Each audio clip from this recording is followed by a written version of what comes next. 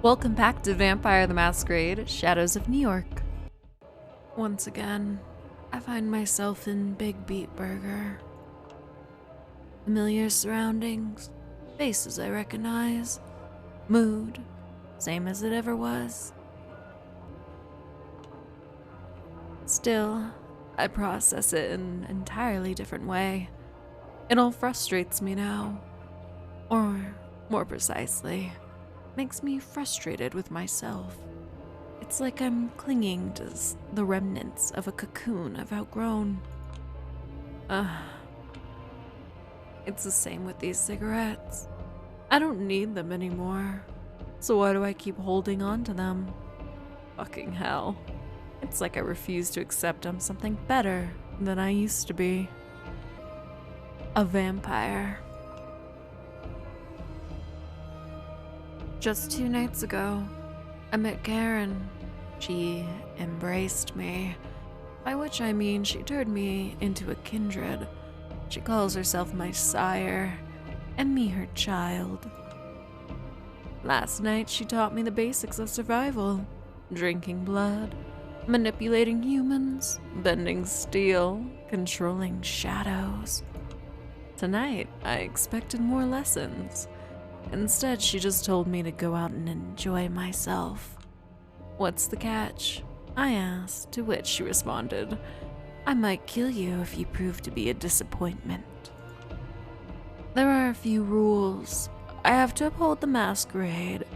I can't contact anyone I knew as a human. I can't let anyone realize I'm not human anymore.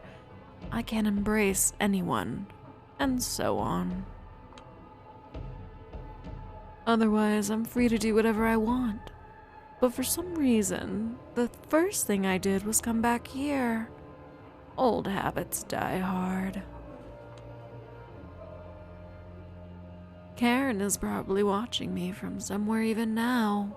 The way I understand it, tomorrow night she is supposed to introduce me to the Camarilla, a local society of vampires. Turns out, they are the ones who have been systematically ruining my life lately. All a part of some secret evaluation that I barely passed. Just imagining the reach they have makes me dizzy. After they destroyed the old me that I barely cared about, Karen rebuilt me anew. On one hand, her test left some scars that will take time to heal. On the other hand, maybe I should just be grateful? I'm snapped out of my thoughts by a sudden scream. Some douchebag yelling about his french fries not being salty enough. I think this is my cue to leave. Permanently. Goodbye, BBB. Hope I never see you again. I'm destined for greater things, you see. Alright, so this is our first night. We have Retributive of Justice,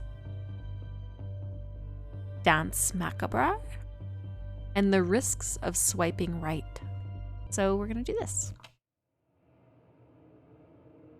2 men are facing each other in a dark back alley.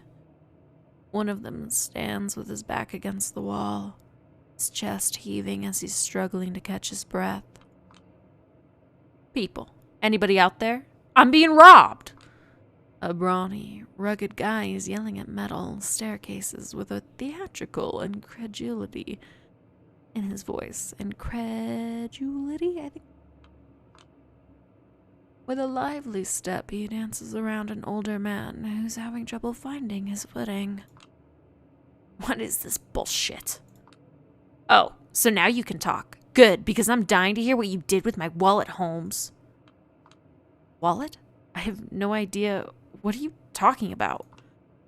Lagoon starts prancing around like a Mai Tai boxer. He's smiling, but his eyes send a clear message. You're cornered, buddy. Don't even try to pull a fast one on me. Come on, homeboy.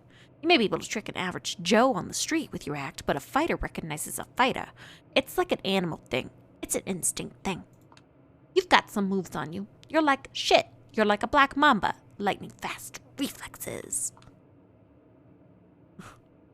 He starts shadowboxing for a moment. The man's definitely got energy to spare. However, I'm like a king cobra. You've met your match. 2 apex predators, now locked in a battle. I don't know this voice I'm doing. Now locked in battle. Oh, so you're seeing snakes. That would explain something.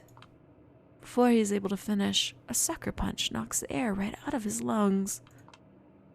The old man slides down the wall. Before he can let out a groan, he is interrupted by a brutal kick to the chest. That's what I'm talking about. A fighting spirit, even when you're cornered. Ugh. Take a seat, deep breath, collect your thoughts before you speak up again. Remember where you put my wallet now? I think I'm pretty sure you broke my rib. An eye for an eye, a rib for ribbing. Biblical punishment. It's only fair, homie. Fair? At least admit that this is a mugging. Pull it my ass. Still in denial. Okay, let's say I had about $5,000 in there. Give me $6,000 and I'll let you walk away. We relatively unharmed. I don't know what that voice is. So you admit it. Admit what?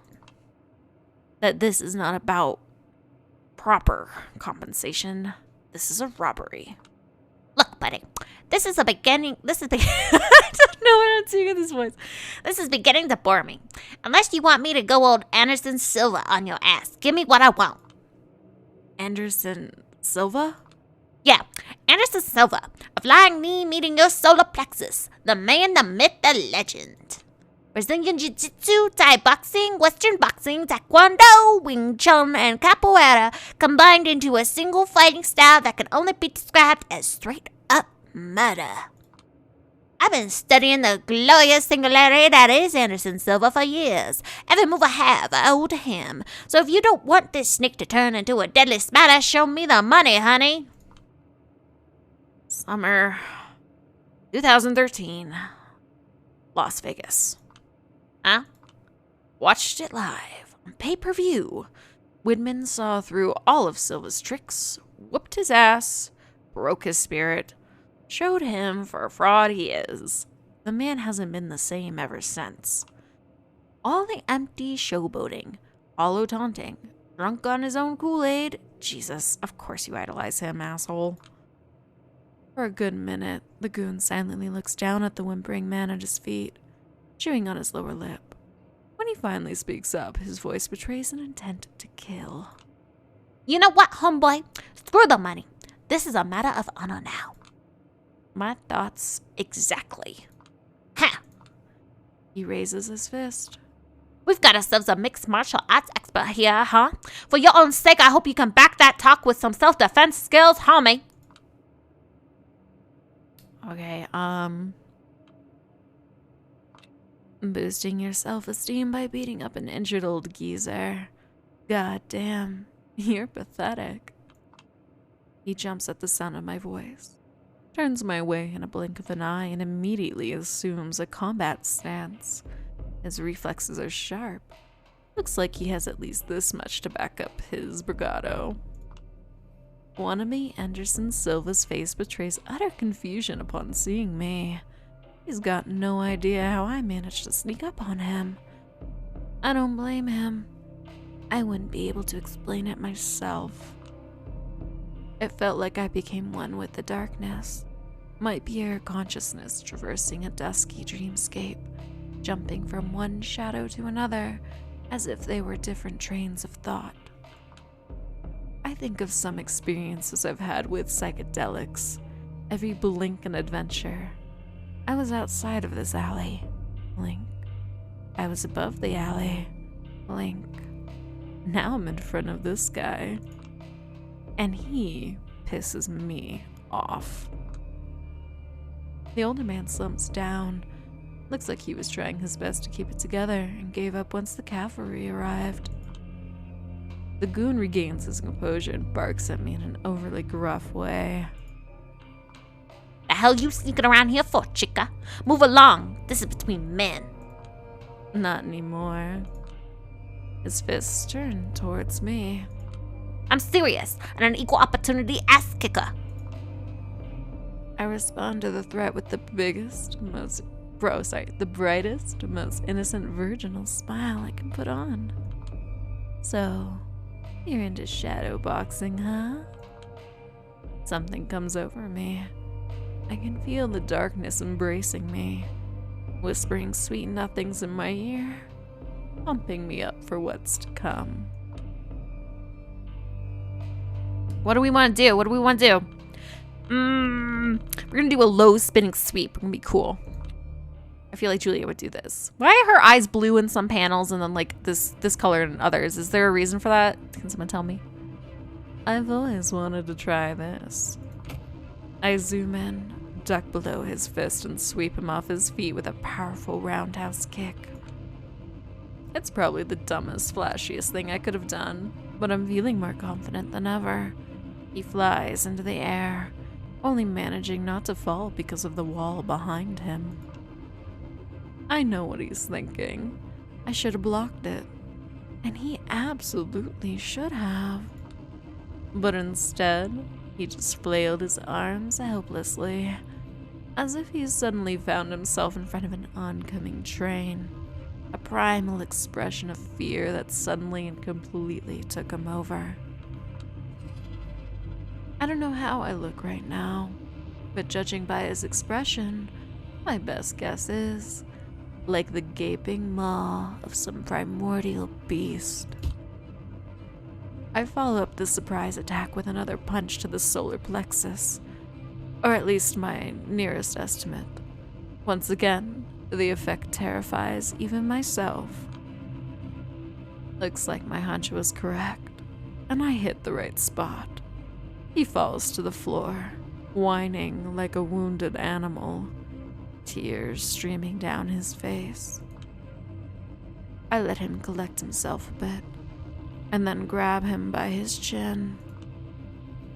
Learn to choose your battles, homeboy. Let me go. Let me, for Christ's sake, just let me go. I kick him in the direction of the alley entrance. He staggers off, quickly disappearing from my sight. I check on his victim. Looks like he's conscious. Wow, you whooped his ass, girl. But he hasn't noticed anything out of order. Good. I was getting worried I might have overdone it a bit. That woman did say that keeping a low profile will be crucial if I want to survive. A bit. There we go.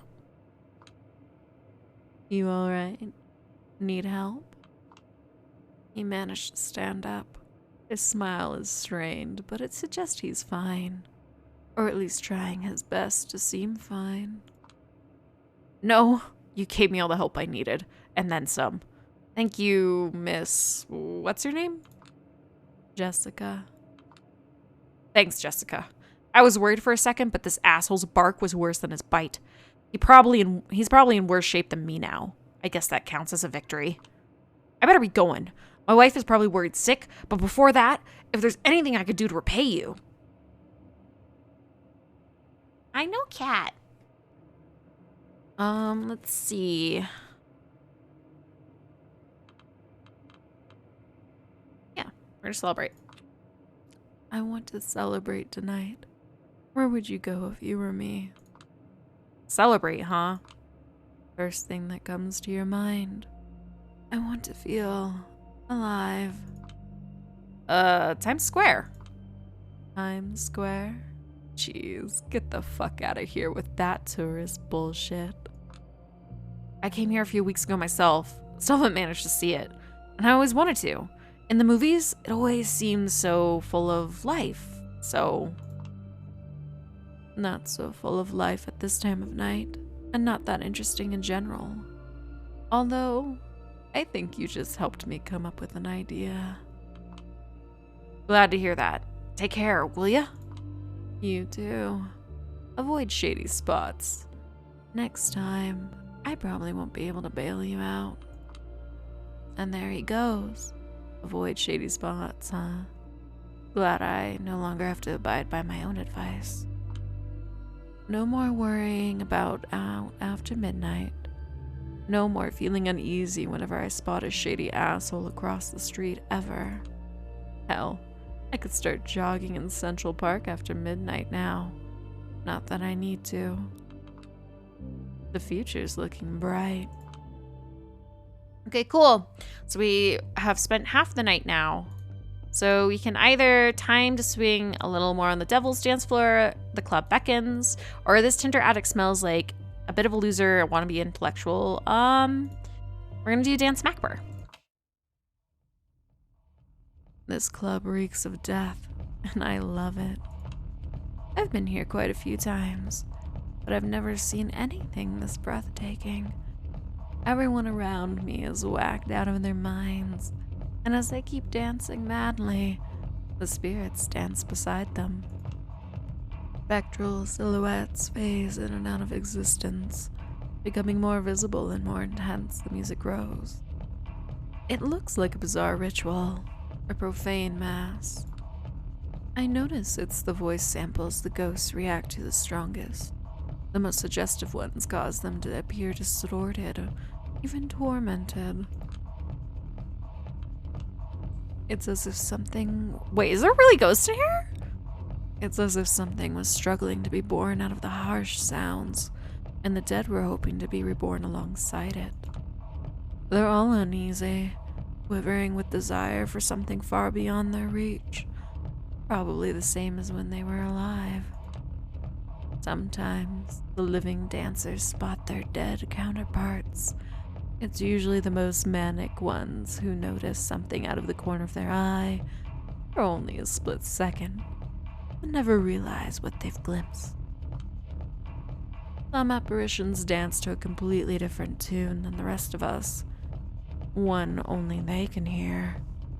Those seem the saddest. The spectacle is eerie. At times it's unbearably melancholic. Above all, it's beautiful.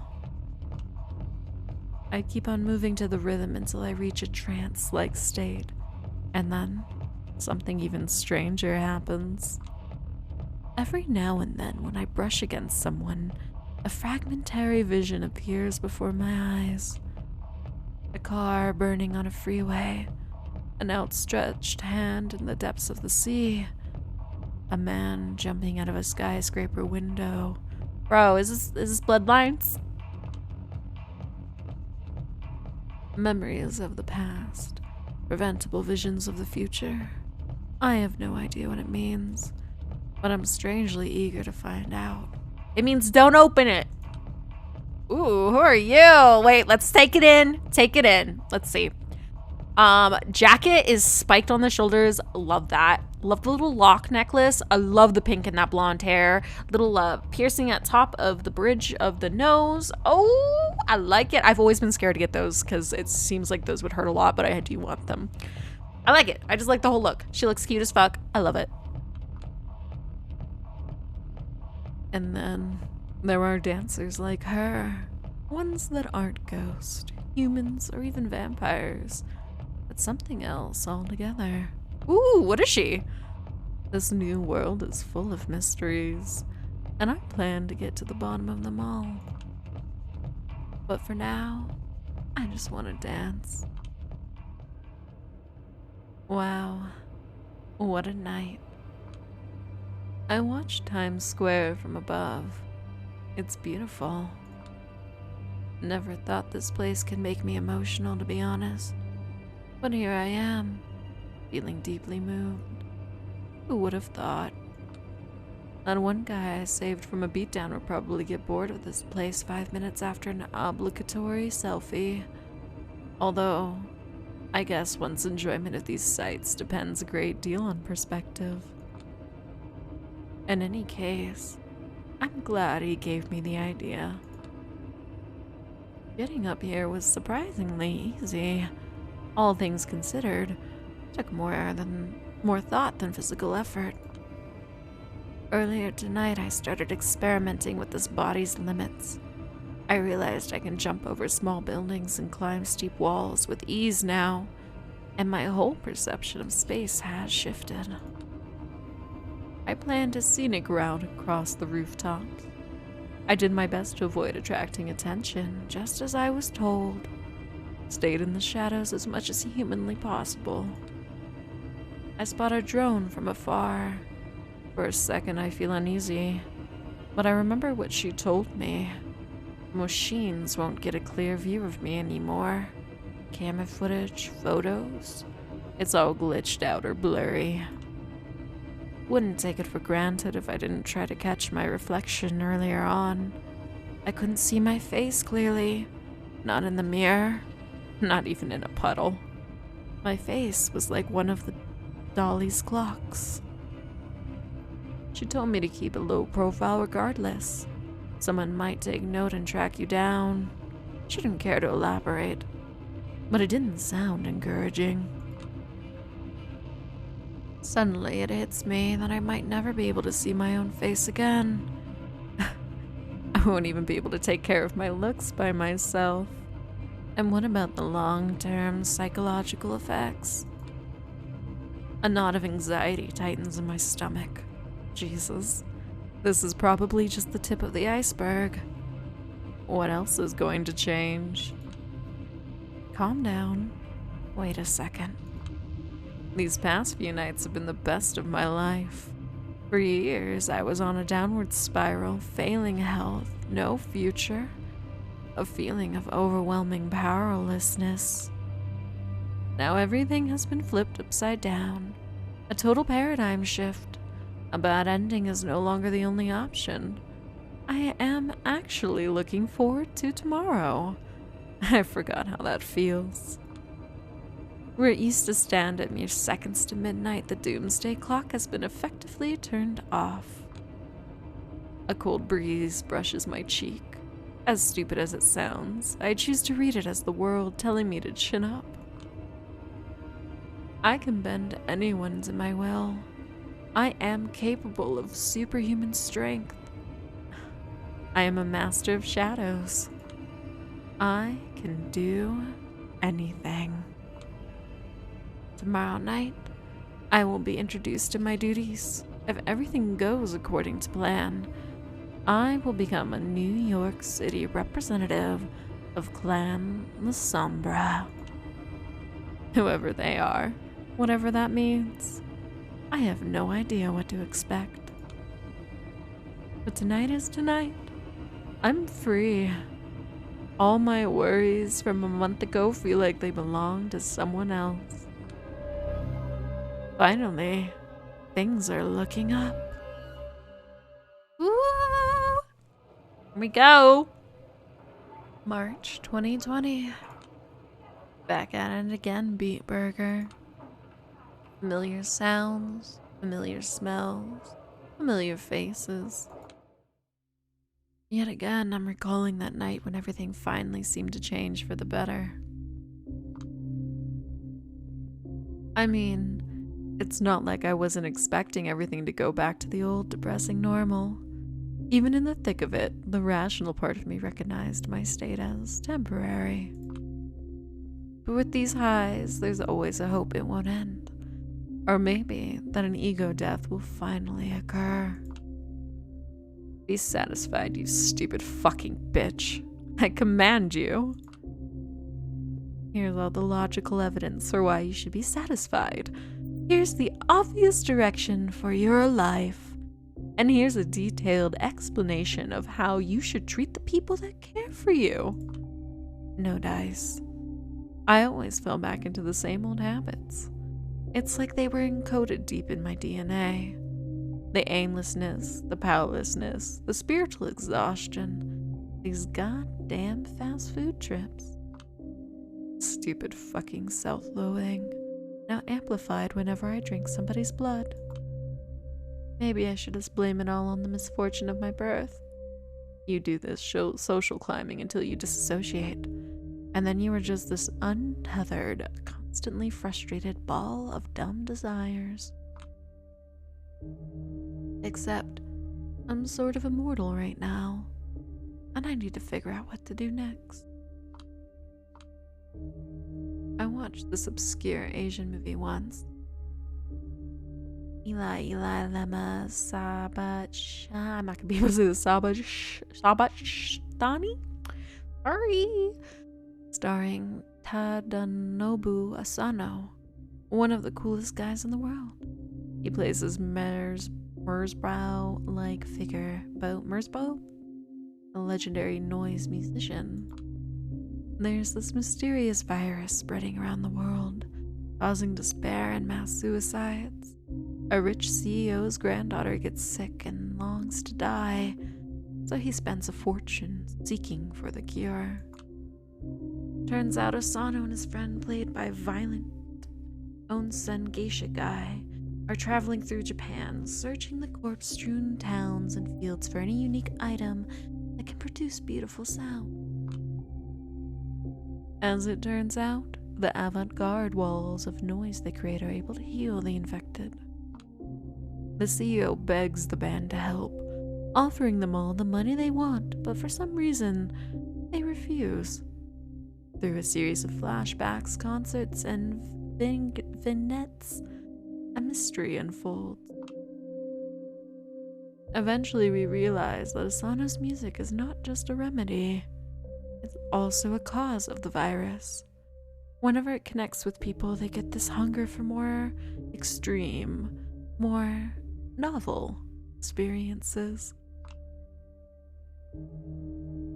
And eventually, they hit a wall. Nothing can satisfy them anymore. They lose their will to live. Not even the musicians are spared from this curse. They know the end will come, sooner or later. The girl is saved by a mind-blowing concert, but the tragedy is merely postponed, not averted. The last shot of Jesus, like Asano, silently considering his role as savior and destroyer, stayed with me. The form of the film is abrasive, little to no narrative coherence, some weird cartoonish creative choices, the Japanese noise soundtrack, the very free-form and hard-to-understand weave of themes. But at this point, movies like this are all that truly connect with me. I'm the New York City representative of the Lasombra clan now, also known as the Night Clan. They are masters of shadows who cast distorted reflections and make modern tech go haywire in their presence. Last year, a few months before I was embraced, the Lasombra had joined with the Camarilla, the biggest and most traditional sect in the vampire world.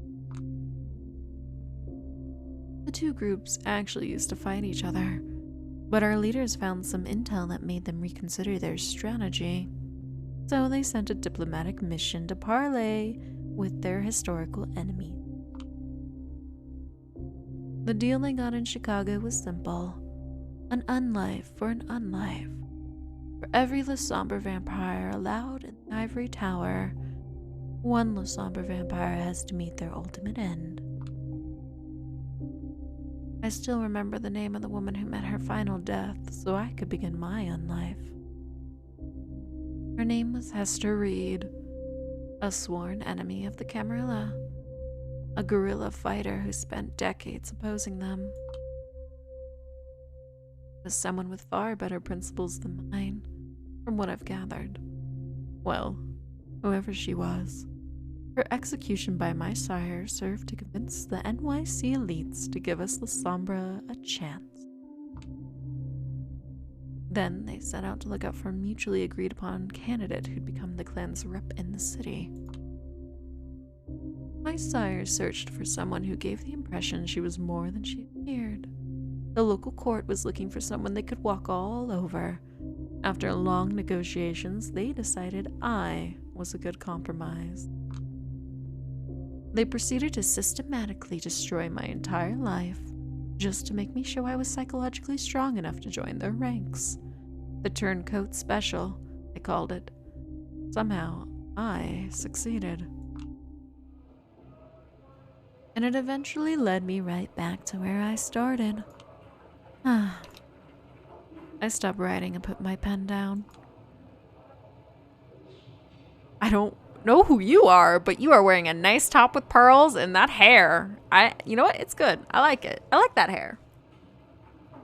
Will that be all? Yes, Miss Duval. I hope you enjoy your stay in London. Oh, I very much doubt I will. Just like every cultured person, I think the only good Englishman is a dead Englishman.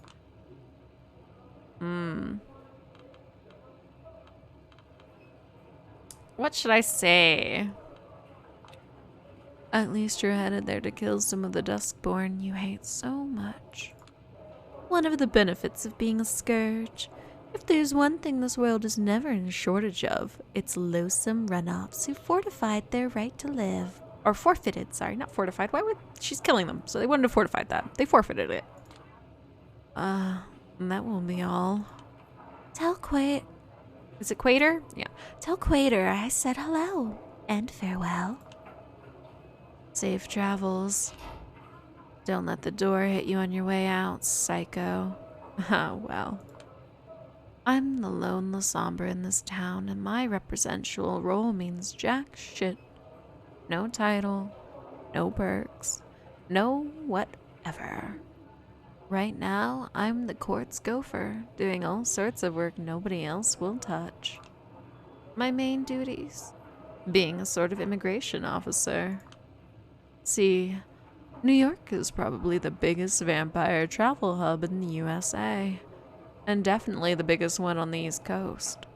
Almost every kindred arriving from Africa and Europe comes through here. The local Camarilla is nuts about bureaucracy and population control, so every vampire leaving or arriving in this town is supposed to check with me to inform me about their travels. Well, in theory at least. The VIPs play by the different rules. They take care of this stuff through connections and servants. But for the smaller fish, I'm like a vampire Statue of Liberty. The first bloodsucker every kindred coming to NYC should see. On paper, anyway. The first after the prince. Or Quater, the Primogen Council. These things vary. Yeah, I'm a naturally traitorous Lasombra, so they still prefer being traditional and hands-on about these things. As I said at the end of the day, I'm just a gopher, and this work only serves to remind me I'm not quite in, just standing at the gate. They haven't even given me an office. I just meet everyone in public places, such as coffee shops or this fast food restaurant. Some consider this an insult and lash out at me, but luckily most of them understand we're in the same boat. Only here because we're curs who need to be reminded of our place from time to time. Speaking of, my last client is 15 minutes late, and I still have more errands to run tonight. This is getting irritating. To be honest, I should just find some self-respect and leave. But I won't. My sorry upbringing left me with this stupid sense of responsibility. 10 more minutes pass. Eventually, an unfamiliar woman appears by the door. She tells someone to stand by the door and walks in. Ooh, who are you? Long chestnut hair, body stuck in her late teens by the look of it. A fashionable scarf covering most of her face. Elegant clothes, dignified walk. I signal her to sit in front of me, trying my best not to let my impatience show. She obliges. Let's just, yeah. No time for pleasantries. Name's Julia Sawinski. I hope you won't mind if I make it quick. I'm needed in Elysium. Name? Catherine Weiss. I swear I've heard that name before. Someone else's description of her crosses my mind. That weird lady who owns the art hole but is never there. Weird? So it is her. Catherine Weiss, the owner of the art hole, de facto headquarters of the New York City Camarilla. For fuck's sake, Julia. What are you doing calling her weird right off the bat? God knows you've already made a fool of yourself in front of enough VIPs in this city. Recover. I'm sorry. It's just that I still don't know many people there, so I have to go by the descriptions I'm given by members of the Primogen. Well, descriptions is mostly correct. Outside of that one word that slightly perplexes me, what calling the kettle black sounds like. Oh, from what I've gathered, it's just that your interests are rumored to be, not fully aligned with the Camarillas, and it irks some folk up there. Being a keeper of the Elysium is not enough for some, I see. I suspected as much. But what can you do? He seems chill. Good. Anyway, Catherine Weiss, wow. Yes, want me to spell it? People often have trouble getting it right. Forgive my indiscretion. It's just that people of your stature usually don't bother checking in with me. They usually report their arrival to one of the Primogen, and they make all the arrangements. I heard the Prince Panhard is busy with the preparations for her big party. I assumed that if I spared her some paperwork, she'd appreciate it as a gesture of goodwill. Besides, I wanted to meet the infamous Lasombra representative out of sheer curiosity. My interest peaked once I heard about her. She looks around knowingly. Unique circumstances. Yes, Prince Helene Banhard had trouble justifying the exorbitant rent my property would need. That's literally pennies for her, and as far as I know, she's been sitting on empty property since last year. Looks like they've got it out for you. Bad. That's what I assumed, but it's nice to get a confirmation. Well, it's not like my clan has ever been particularly popular in these parts. At least, that's what I've heard. Sins of the fathers and so on. Yes, just to make sure you've never met Hester, but you know of her. I do know I wouldn't be here if not for her. Have you two met? No, I only heard of her once or twice. We had similar outlooks on many issues, although we tended to come up with completely different solutions. In any case, I think it's meaningful that Hester died so that you could live. They feared her, now they fear you, and that's why they're keeping you down. If anyone who's not a VIP said this to me, I'd laugh in their face. Oh, I get what she's doing. She's trying to buy my favors. Best not to act like I'm easy to please. Stick to business. Time will tell. In the meantime, I'll need you to help me out with my documentation. Of course. So, where are you coming from? Washington, D.C.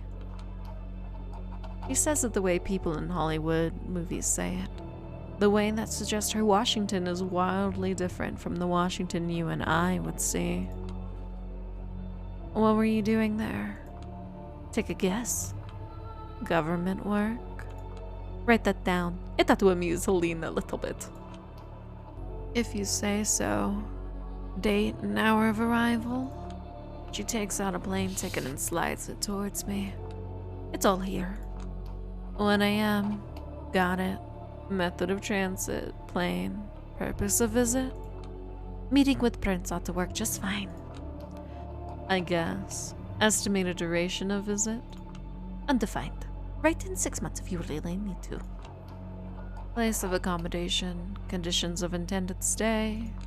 The immortal conditions should be adequate. You tell me. I tend to be happy with Airbnb. Home sweet home. I'm not certain that I ever felt particularly at home here. That makes 2 of us. Curious, do you have nothing holding you here? The face of a blonde-haired friend appears in my mind's eye, then vanishes. There's nothing holding me anywhere. I see. A prolonged silence. She stares into my eyes, and I return the stare. She's studying me. It's unnerving, but I do my best not to turn away. Eventually, she smiles. Didn't you say you were short on time? Oh god, yes. Quater will kill me. I quickly begin to collect my stuff from underneath the table. You can simply inform him I paid you a visit. He'll understand and he'll pass it on to everyone who should be in the know. Do you need anything else? I'm fine. I was about to ask you that myself. You're the one asking questions here. That's all from me. Good. We will see each other soon, I hope.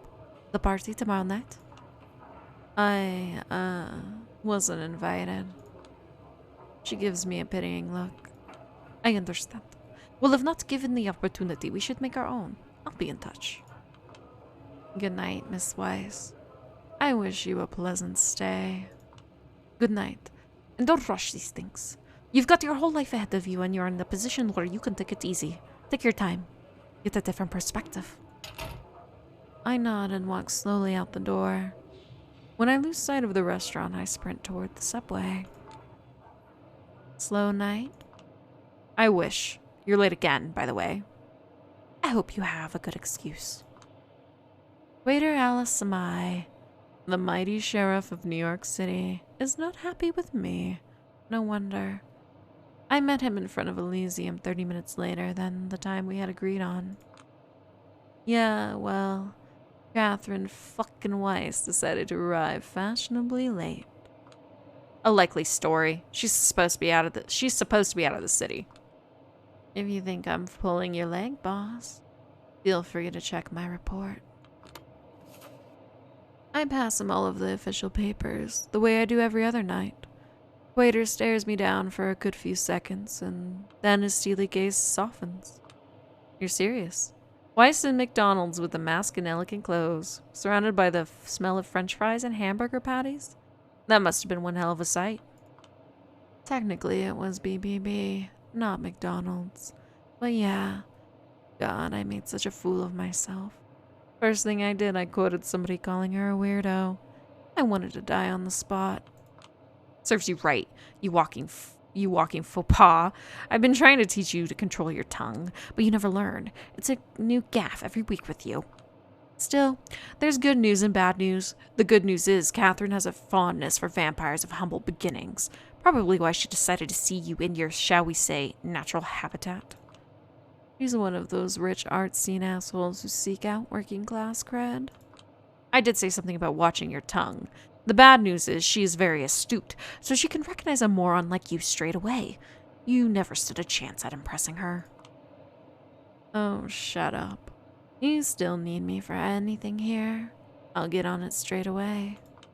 I wouldn't be standing out here chatting with you if I hadn't taken care of my duties.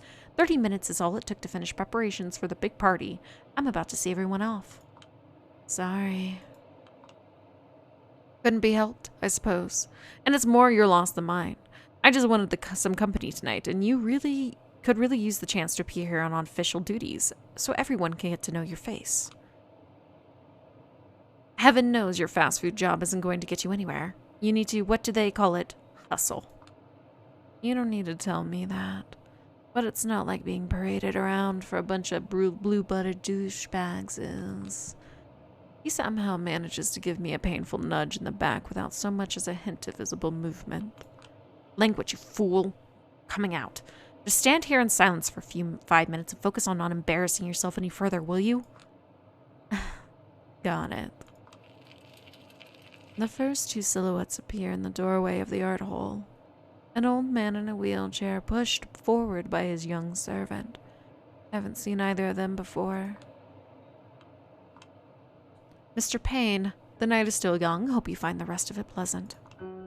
Payne, the wheelchair. I've heard about him. Addison Payne, one of the American Camarilla main connections to the government and Wall Street. Disabled in quite a few ways. Needs a servant to communicate. I'd be full of resentment if I was embraced in this condition, but apparently Payne is nothing but grateful for his immortality. He keeps writing fervent defenses of the traditions and Camarilla customs. I'm gonna stay silent. He wordlessly shakes Quater's hand, but doesn't even deign to acknowledge me. At least his servant gives me a small bow. I return it. They leave. Quater turns to the next person leaving. Hi, Regent. Can't wait to see you in your outfit. Oh, it's Aisling! Spare me, Sheriff. These fancy dress parties cause me enough suffering without your help. I can only hope you haven't conspired with Helene to embarrass me with this gift. She points to a shrink-wrapped set of clothes she's carrying inside her coat. Waiter smirks briefly. I didn't have to. As well as you know, Prince Panhard displays a considerable foresight in the matter of party planning. Yes, if there's one thing she's deathly serious about, it's frivolities. Frivolities? I can never say words. I know what the word is. I just can never say the word. A recognizably mortal quality, especially for a prince. We ought to celebrate it, not oppose it. Don't worry, Sheriff. I'm a big girl who knows her etiquette. I will play your game, amuse the crowd a little bit, and return to my side and study as fast as possible.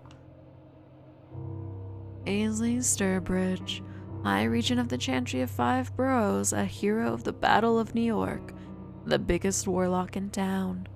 Could be a prince herself if she didn't have her eyes on a bigger prize. The thing is, nobody knows what that prize is. They only know it has something to do with her goal of thaumaturgical research. Whoever tried to find out what it is failed. Violently. Oh, I'm sure you're going to have fun, Miss Swinsky here has just informed me Catherine Weiss is back in town. It is safe to assume she will join our festivities. You're kidding me.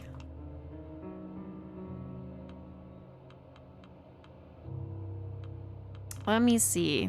What? I'm gonna say, it's not safe to assume, it's certain. She told me she will be here tomorrow night. Weiss. Excellent. I'd love to catch up with her. The barely concealed venom in her voice clearly suggests that in fact she'd hate to catch up with her. Yes, it looks like tomorrow night will be very special. But for now, I bid you adieu. And she's gone. Is there some kind of story between Aisling and Weiss that I should be aware of? You could say that. High Regent Sturbridge once attempted to call for a blood hunt on Weiss. Wow. Why? I've heard 5 different versions of the story, and all of them seem plausible. Catherine's relationship with the city is odd, to say the least. But hush for now.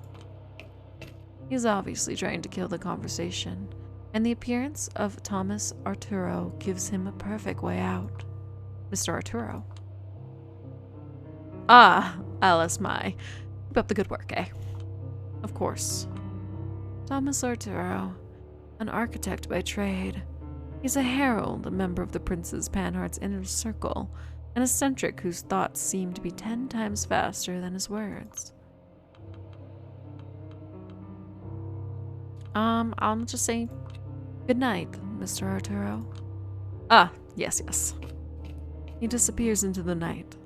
Well, that was brief. Maybe I should stand in their way. That might force them to properly acknowledge my existence. You severely underestimate their dedication to ignoring whelps like you. And just in case you're serious, I beg of you don't. I've been meaning to ask you for this for a while now, but never had the opportunity. You really hate Arturo's guts, don't you? He carefully measures his diplomatic response. I have no strong feelings about Thomas Arturo whatsoever. Yeah, well, considering you're always listing positives about every local Camarilla representative under the moon, you might as well have called him a cunt. Language, whelp. And as for Arturo, I will share my opinion about him as soon as I come up with one that sticks for more than a week. A group of kindred emerges from the art hall, rushing towards the street. Only a noble-looking woman stops next to us.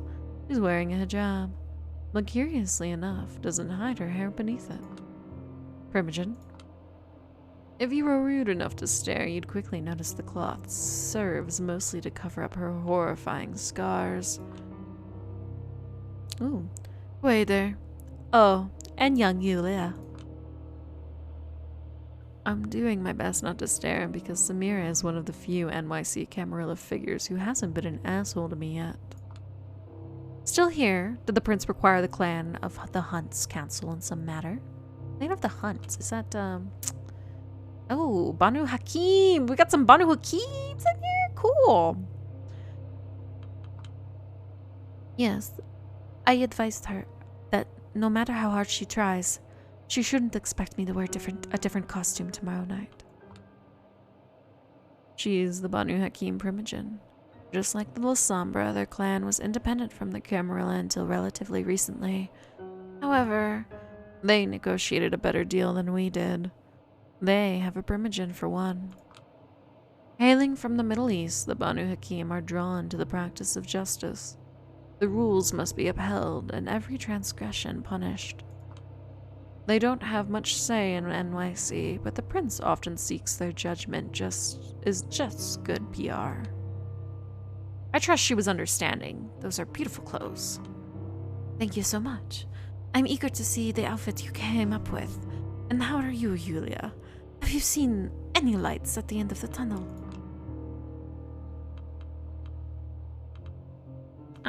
We're gonna say... Same old, same old. Or, yeah, I've seen one. Yeah, and I'm pretty certain it's a train. Sorry to hear that. I trust you're pestering the prince and your superiors to improve your standing. It's a process. Oh, Yulia. You won't achieve anything if you don't keep reaching for it. Quater, weren't you supposed to teach her the ropes? I'm trying to, Primogen, but with this child, it's always a process. I can only wish you good luck then. Good night, Yulia. Good night, Quater. Good night. Have a safe trip. The art hall has to be almost empty by now. You like her, don't you? Stop with your class clown act, whelp. It only serves to reveal deep insecurities. Wow, that's harsh. It's factual. Were I as harsh as you claim? She did tell us both to call her Samira, but you're still keeping your distance with that Primogen shit. Watch your profanity and don't project your fantasies onto me. I won't give you a lesson about professional boundaries, but I suspect the way you will eventually learn it will be extremely unpleasant. Ooh, who are you? I haven't met you before. Am I interrupting something, good folks? Even though I'm constantly pestering him, Quater's composure is unshaken. His response comes swift and unfazed. Not at all, Mr. van der Weyden. Heading back to your office. You know me, my dear sheriff. Where else would I go? Now that's curious. Even though Carter van der Weyden is a Primogen as well. Malkavian, to be precise. I don't hear Quater address him as such. I hope to see you tomorrow night. Ooh, no. He doesn't like him then. Oh, I will absolutely show up provided I can, but just in case, I already apologized for not making it to the prince. Simply drowning in work these days. The rhymes, tempo, and intonation patterns of his voice are all so familiar. Half of it sounds like JFK, the other half exactly like Barack Obama. Just like his appearance, it all feels so fake. He's old money, of course. Comes from a long line of Dutch merchants who originally settled in New York region, runs a wildly successful law office, rubs elbows with elites of both kindred and kind varieties alike. He seems perfect in every way, and that's why he's so unnerving. He's a child of Malkov and must be blighted with some affliction. Whatever it is, he doesn't let it show. Hard not to wonder what he's hiding. The celebrations are planned to last all week. Surely we'll find the time? I pray I will. My good man, I pray I will. In case you need to reach me, you know where to find me. Have a good one. I'm not doing JFK and Barack Obama. I can't do those impressions. So this is my Carter. He doesn't even register my presence before leaving. Sometimes I think they're all still hoping I will simply go away. As Carter drives away in his limousine, Quater shakes his head. You wanted to hear about which member of New York City's Camarilla I dislike the most? Yes. He shoots me a knowing glance and smirks. Too bad. They're all my dear colleagues, and I deeply respect every single one of them. Sure you do. Wouldn't want to blurt out something that could knock you out of Mr. Vanderwyden's legal services, would you? You ass kisser. I do expect to find myself in need of a good defense attorney when my broke, incompetent, and foul-mouthed assistant finally pushes me over the edge. Rude. Do you still need me here? I still need to swing by St. Patrick's tonight. Don't worry. We're almost done. The prince is coming out. The captain is the last person to leave the ship, huh? And there she is. Helene Panhard, the big Kahuna, as someone I once knew would call her. The de facto ruler of New York City, and a self-professed patron of the arts. Quater, a penny for your thoughts. You should be pleased to hear the High Regent is resigned to her fate, my prince. Mr. Vanderwilden is decidedly not. I suspect he will be too busy to join the festivities all the week through. Excellent. She turns to me. Miss Swinsky, weren't you supposed to accompany our good sheriff on his duties tonight? There was an unexpected change of plans. Catherine Weiss is back in the city. Catherine is here? Now, that's a welcome surprise, but what does it have to do with you, Miss Swinsky?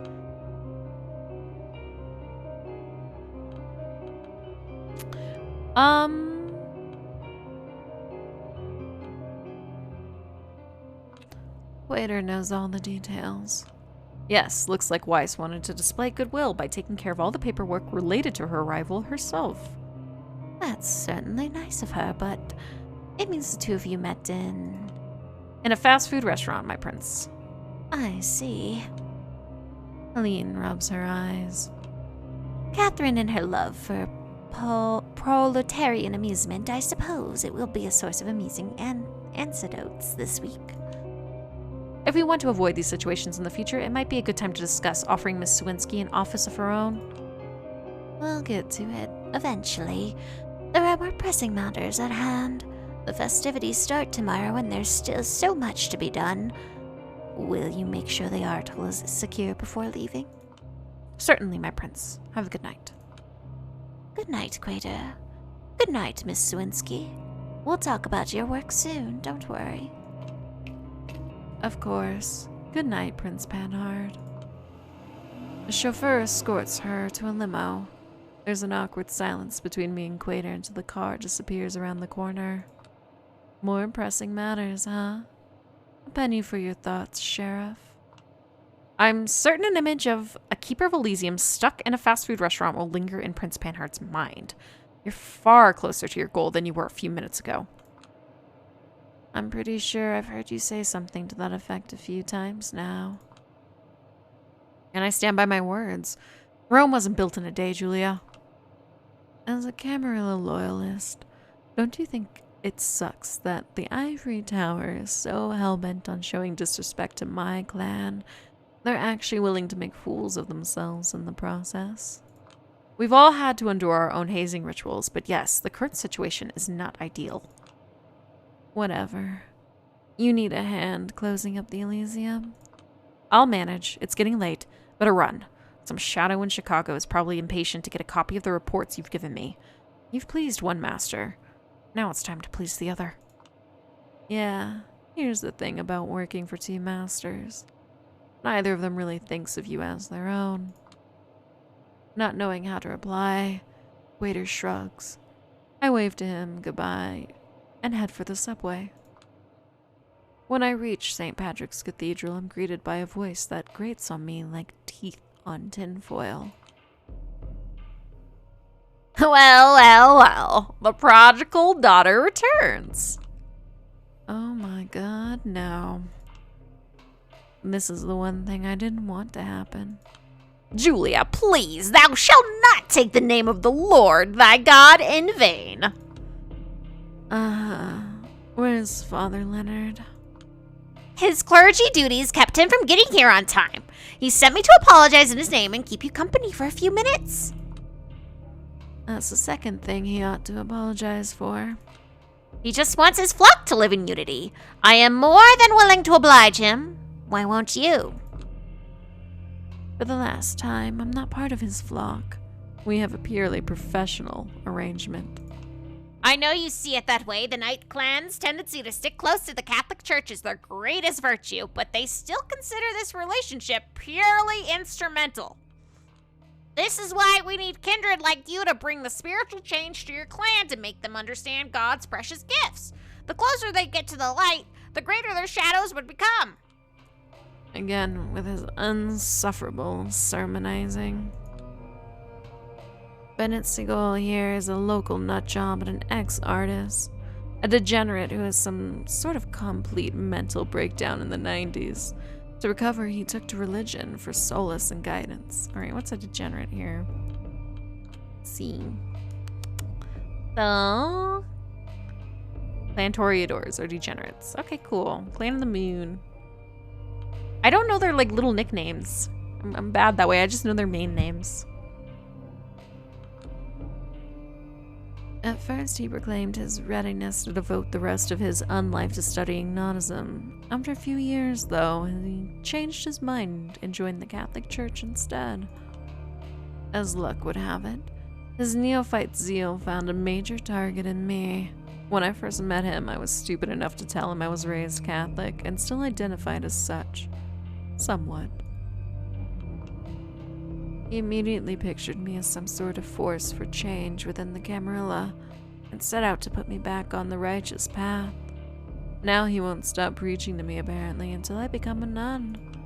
Remember, the darkest place is directly beneath the candle. Your turncoats have this unfortunate predisposition to find salvation right within your grasp, and then lose your way in the shadows. That voice is so stupid. I'm so sorry. Christ. Once he starts, he just won't stop. I guess it's time to bring out the big guns. By the way, I was meaning to ask. Got any news about Sophie Langley? A painful grimace crosses his face, but doesn't linger. Kind of rude to change the subject, you know. Rude. I'm just looking for a topic both sides of this conversation would care about. You know, like any guide on etiquette says you should. Salvation is a topic close to anyone's heart, whether they admit it or not, and it's pretty bold of you to assume I still care about Langley. I do not assume. I'm certain you do. The second she retires from the public eye, you stop acting like Jesus era Kanye and start acting like Jesus is a king era Kanye. Coincidence? I've never had a Yeezus era. Do people really call it that? Here's how it's going to work. Tell me what you know. I'll tell you what they say. And keep in mind, I didn't know she was your sire until a few nights ago. Hell, I haven't even met her. He winces a bit at me saying hell, but lets it go. Sure. I figure you would have prodded that wound long ago if you knew, but what do you care anyway? Better to let you drone on about your tormented past than to let you carry on with your good missionary shtick. Professional curiosity. Once a journalist, always a journalist. He scratches his head, then exhales in a sad mockery of a chuckle. Fine, then I'll do my best to make it short. Just like you said, Sophie Langley, every New York kindred's beloved socialite, was my sire. We first met sometime after World War II.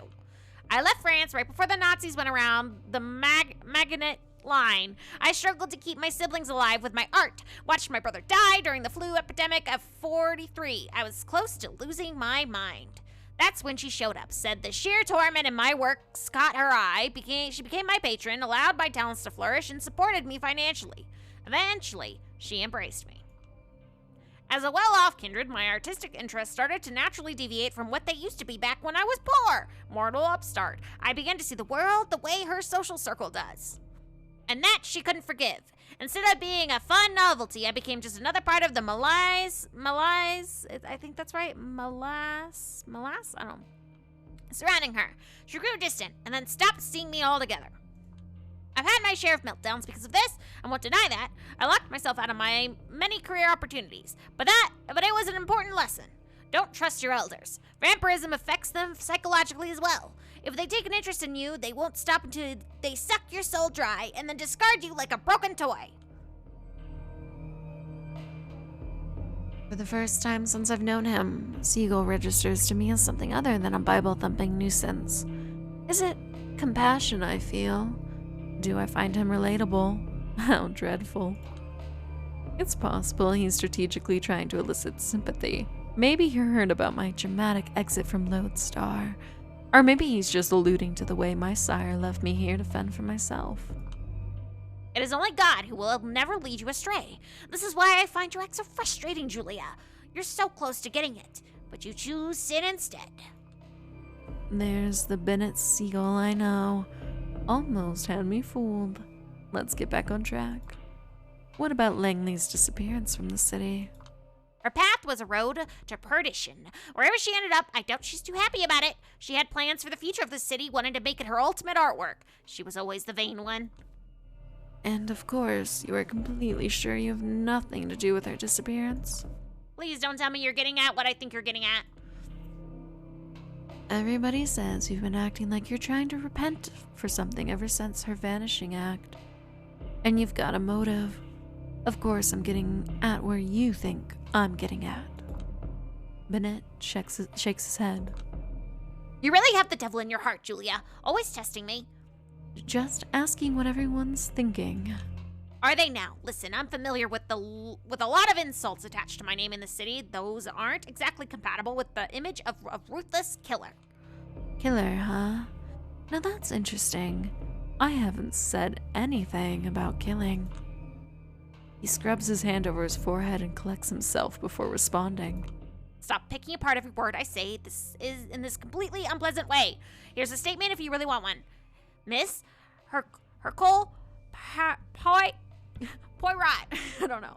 I do believe Sophie, the way I knew her, has met her end. Even if she's still walking this earth, she wouldn't come back here as the same prideful aristocrat. She'd have to undergo a spiritual rebirth.